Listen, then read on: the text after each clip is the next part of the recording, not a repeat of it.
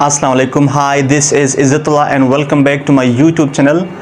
आज के लेक्चर का टॉपिक है मेंस्ट्रुअल साइकिल और इसका लेक्चर पार्ट 1 हो चुका है, जिसमें जस्ट मैंने समरी बताया था, और ये लेक्चर पार्ट 2 है। इसमें मेंस्ट्रुअल साइकिल को डिटेल में डिस्कस करूँगा। सो आते हैं लेक्चर की तरफ। जैसे कि मेंस्ट्रुअल साइकिल मैंने बताया था कि इसके 4 फेजेस होते हैं।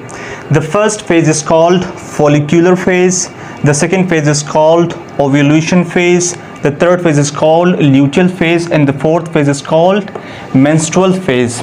So इसके ओवरऑल 4 फेजेस होते हैं और this cycle consist of 28 days. ये 28 दिन का एक साइकिल होता है। अब ये एक एवरेज जो मैंने बताया है, इट्स एवरेज। सो 28 दिन से कुछ ज़्यादा भी हो सकते हैं, कुछ फीमेल में 30 डेज़ का भी ये साइकिल हो सकता है, 35 का भी हो सकता है, और बल्कि कम भी हो सकता है, 28 दिन से कम भी हो सकता है। सो हम एवरेज 28 डेज़ का ये साइकिल तस्वर करते हैं। सो आते हैं फॉलिकुलर फेज़ की तरफ। अच्छा, फॉलिकुलर फेज़ में होता क्या है कि हमारे दिमाग में एक पिट्यूटरी ग्लैंड होता है जिसे मास्टर ग्लैंड कहते हैं। ब्रेन में एक पार्ट होता है जिसे कहते हैं हाइपोथैलेमस। हाइपोथैलेमस के नीचे एक मटर के साइज़ का एक ग्लैंड होता है जिसे कहते हैं पिट्यूटरी ग्लैंड। अब ये पिट्यूटरी ग्लैंड क्या करता है कि ये फॉलिकल स्टिमुलेटिंग हार्मोन रिलीज़ करता है। इसके 2 लोब्स होते हैं, एंटीरियर लोब और पोस्टीरियर लोब। सो एंटीरियर लोब से फॉलिकल स्टिमुलेटिंग हार्मोन ये निकालता है, और ये फॉलिकल स्टिमुलेटिंग हार्मोन, जिस तरह इसका नाम से ही जाहिर है कि ये फॉलिकल के ऊपर एक्ट करेगा। और फॉलिकल्स कहाँ पे होते हैं? दिस इज़ द ओवरी, और ओवरीज में गुब्बारे नुमा स्ट्रक्चर होते हैं जिसे फॉलिकल्स कहते हैं। अब फॉलिकल स्टिमुलेटिंग हार्मोन इस ओवरी के ऊपर एक्ट करता है, और इस ओवरी में से यहाँ पे तो बहुत सारे फॉलिकल्स हैं। अब इन फॉलिकल्स में से एक फॉलिकल की सिलेक्शन करता है, और उस फॉलिकल की सिलेक्शन भी करता है और उस फॉलिकल को रिप करता है। मैंने यहाँ पे लिखा भी है रिप फॉलिकल, या इसको ग्राफियन फॉलिकल भी कहते हैं।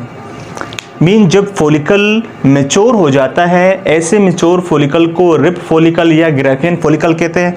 और ये मैच्योरेशन कौन करता है? फॉलिकल स्टिमुलेटिंग हार्मोन ही करता है, फॉलिकल की मैच्योरेशन करता है। सो अब ये ओवरी भी एक हार्मोन रिलीज करता है, that is called estrogen hormone. अब इस एस्ट्रोजन हार्मोन के 2 फंक्शंस हैं। एक फंक्शन तो ये है कि एस्ट्रोजन हार्मोन, ये जो वॉल ऑफ यूट्रस है, ये भी यूट्रस की वॉल है। यूट्रस की वॉल की 3 लेयर्स हैं जो कि लेक्चर फर्स्ट में हम पढ़ चुके हैं। Outer layer is perimetrium, middle layer is myometrium जो कि स्मूथ मसल्स का बना होता है, और सबसे अंदरूनी लेयर दैट इज़ एंडोमेट्रियम।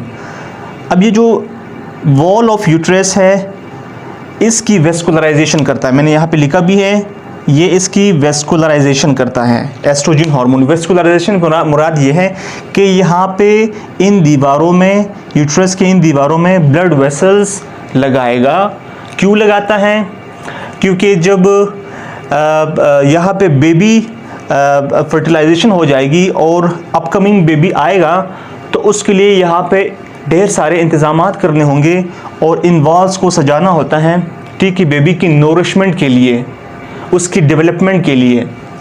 सो एक तो वेस्कुलराइजेशन करता है, वेसल्स लगाता है। दूसरा काम क्या है कि एस्ट्रोजन हार्मोन यहाँ से स्टॉप सिग्नल देता है FSH हार्मोन को कि आपका काम ख़त्म हो गया और आपने मज़ीद प्रोडक्शन नहीं करना, और आपने जो काम करना था, फॉलिकल को सेलेक्ट करना था, फॉलिकल की मैच्योरेशन करना था, आपका काम हो गया। अब फॉलिकल स्टिमुलेटिंग हार्मोन को स्टॉप सिग्नल ये एस्ट्रोजन हार्मोन ही प्रोवाइड करता है, जिससे फॉलिकल स्टिमुलेटिंग हार्मोन का जो लेवल है वो कम होना शुरू हो जाता है, और आहिस्ता आहिस्ता ये बहुत ही कम हो जाता है और स्टॉप हो जाता है, और एस्ट्रोजन का जो हार्मोन का लेवल है वो बढ़ जाता है।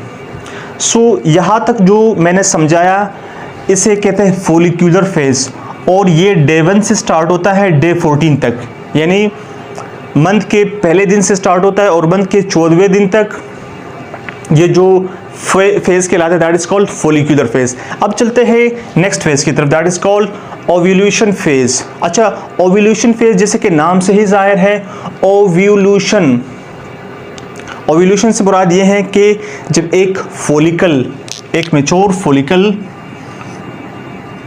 जिसके अंदर अंडा होता है, एग होता है, जब ये पटता है इससे एग रिलीज होता है, एग रिलीज होता है। सो इस प्रोसेस को ओव्यूलेशन कहते हैं। Ovulation mean the release of egg from the follicle, that is called ovulation. So ovulation जो फेज है ये स्टार्ट होता है 14वें दिन में स्टार्ट होता है। It starts on 14th day. So ये स्टार्ट कैसे होता है कि जब फॉलिकल स्टेबलाइजिंग हार्मोन का लेवल कम हो जाता है और एस्ट्रोजन हार्मोन का लेवल बढ़ जाता है। फॉलिकल स्टेबलाइजिंग हार्मोन का लेवल किसने कम किया था, स्टॉप सिग्नल किसने भेजा था, एस्ट्रोजन हार्मोन ने, और एस्ट्रोजन हार्मोन का लेवल बढ़ जाता है। सो ये एक सिग्नल प्रोवाइड करता है LH हार्मोन, जो कि पिट्यूटरी ग्लैंड का इंटीरियर लोब उसको प्रोड्यूस करता है। LH हार्मोन, वहाँ से LH हार्मोन को सिग्नल मिलता है, किसकी तरफ से सिग्नल मिलता है, फॉलिकल स्टिमुलेटिंग हार्मोन का लेवल जैसे कम हो जाता है और एस्ट्रोजन का हार्मोन का लेवल बढ़ जाता है। सो ये एक सिग्नल देता है LH हार्मोन को और LH हार्मोन रिलीज हो जाता है। अब LH हार्मोन जब रिलीज हो जाता है, LH हार्मोन का लेवल बढ़ने लगता है, इसे कहते हैं LH surge, luteinising hormone surge, mean luteinising hormone का लेवल बढ़ जाता है। अब ल्यूटेनाइजिंग हार्मोन क्या करता है, ल्यूटेनाइजिंग हार्मोन क्या करता है कि ये फॉलिकल, अब ये मैंने ये ओवरी मैं यहाँ पे दिखाऊंगा, ठीक है, मैंने इसको यहाँ पे दिखाया है। यहाँ पे जो फॉलिकल रिप हुआ था, मैच्योर हुआ था, ये मैंने यहाँ पे दिखाया है। अब ल्यूटेनाइजिंग हार्मोन क्या करता है कि इस फॉलिकल के ऊपर एक्ट करता है। फॉलिकल क्या करता है, फॉलिकल में से एग रिलीज हो जाता है, फॉलिकल फट जाता है और यहाँ से जो फॉलिकल जो एग है वो इस ओविडक्ट के अंदर सफ़र करना शुरू कर देता है। मैं इसे कहता हूँ ओविडक्ट, इसको फिलोपियन ट्यूब भी कहते हैं, ठीक है। अब यहाँ पे कुछ सेल्स होते हैं जिसे कहते हैं सीलिएटेड सेल्स। सीलिएटेड सेल्स, इसके ऊपर छोटे छोटे बाल होते हैं जो इस एग को आगे मूवमेंट में हेल्प करता है। सो इसे कहते हैं ओव्यूलेशन फेज। यहाँ तक जो मैंने समझाया है इसे कहते हैं ओव्यूलेशन फेज। उसके बाद नेक्स्ट फेज आता है that is called luteal phase. Luteal phase, इसको सेक्रेटरी फेज भी कहा जाता है और ये 15 दिन से पे स्टार्ट होता है टिल 28th डे। अब यहाँ पे इस फेज में होता क्या है, इस फेज में होता ये है कि जब फॉलिकल फट गया था ओव्यूलेशन फेज में और एग यहाँ से रिलीज होकर इस ओविडक्ट में सफ़र करना स्टार्ट कर दिया था, अब जो फॉलिकल, खाली फॉलिकल जब बच जाता है, एग तो निकल गया था, जो खाली फॉलिकल बच जाता है उसकी शक्ल बिल्कुल ख़राब हो जाती है, वो सुकड़ जाती हैं, ठीक है, डीजेनरेट हो जाता है। डीजेनरेट मीन ख़राब हो जाता है, ठीक है। सो ये डीजेनरेट हो जाता है, मैंने लिखा भी है कि after ovulation follicle degenerate mean follicle ख़राब हो जाता है और इसका जो कलर है वो येल्विश बन जाता है। और अब इस फॉलिकल में से जो कि एग निकल चुका है, अब इस फॉलिकल में से एक हार्मोन रिलीज होगा, ये फॉलिकल ग्लैंडुलर बन जाएगा, क्योंकि ग्लैंड्स का काम क्या है, रतूबत खारिज करना, हार्मोन खारिज करना। सो ये जो खाली फॉलिकल है जिसे कार्पस ल्यूटियम कहते हैं, ये एक हार्मोन प्रोजेस्टेरोन खारिज करेगा। अब प्रोजेस्टेरोन हार्मोन के दो फंक्शंस हैं। नंबर फर्स्ट फंक्शन, ये प्रोजेस्टेरोन हार्मोन क्या करेगा कि वो इस यूट्रस की वॉल को और इस यूट्रस की वॉल को क्या करेगा, इसकी वेस्कुलराइजेशन करेगा। सेम जिस तरह से एस्ट्रोजन ने वेस्कुलराइजेशन किया, यहाँ पे ब्लड वेसल्स लगा, मैंने देखो यहाँ पे रेड मार्कर से मैंने करेक्ट किया हुआ है ताकि आपको समझ आए बेहतर तरीके से। प्रोजेस्टेरोन भी सेम एस्ट्रोजन की तरह इन वॉल्स के अंदर वेसल्स लगाएगा फॉर द अपकमिंग बेबी। अगर बेबी ना भी आए तब भी इसने यूट्रस की वॉल को सजाना है ब्लड वेसल से। एक तो ये काम है। दूसरा काम ये है, अगर इनकेस यहाँ पे ओवम और यहाँ से स्पर्म आता है और दोनों आपस में इस ओविडक्ट के अंदर मीट करते हैं, मुलाकात होती है, तो फर्टिलाइजेशन होगा, जाइगोट बनेगा और वो जाइगोट यहाँ पे इस यूट्रस की वॉल के साथ अटैच होगा, यहाँ पे इम्प्लांट होगा और उसके बाद फीटस बनेगा और फिर बेबी बनेगी। सो प्रोजेस्टेरोन हार्मोन का दूसरा काम क्या है कि ये मेंटेन करता है प्रेगनेंसी को। जब ओवम और एग और ओवम और स्पर्म मिलेगा, सो क्या बनेगा, जाइगोट बनेगा। सो फर्टिलाइजेशन स्टार्ट हो जाएगा। इस फर्टिलाइजेशन के प्रोसेस को हम प्रेगनेंसी कहते हैं। प्रोजेस्टेरोन हार्मोन प्रेगनेंसी को भी मेंटेन करता है। ये 9 महीने तक बच्चे की नोरिशमेंट करता है, बच्चे की खुराक का बंदोबस्त करता है, उसकी डेवलपमेंट करता है। अगर किसी भी तरह से प्रोजेस्टेरोन हार्मोन का लेवल कम हो जाता है, सो प्रेगनेंसी फेल भी हो सकता है, मिसकैरेज भी हो सकता है। इसीलिए 9 महीने के बाद प्रोजेस्टेरोन हार्मोन का लेवल खुद ब खुद कम होने लग जाता है, खुद ब खुद कम आता है और जिसकी वजह से बेबी डिलीवर होके बाहर दुनिया में आ जाता है। सो ये यहाँ पे था ल्यूटियल फेज़ और मैंने जो कुछ मैंने बताया वो मैंने यहाँ पे लिखा भी है कि follicle becomes glandular structure called corpus luteum, yellow in colour होता है, which secrete progesterone hormone that vascularise the endometrium and nourishment of foetus up to 9 months. 9 महीने तक फीटस की नोरिशमेंट भी करता है। So the last phase is called menstrual phase. Menstrual phase आखिरी phase है और ये महीने के 21वीं और 22वीं तारीख को ये स्टार्ट होता है।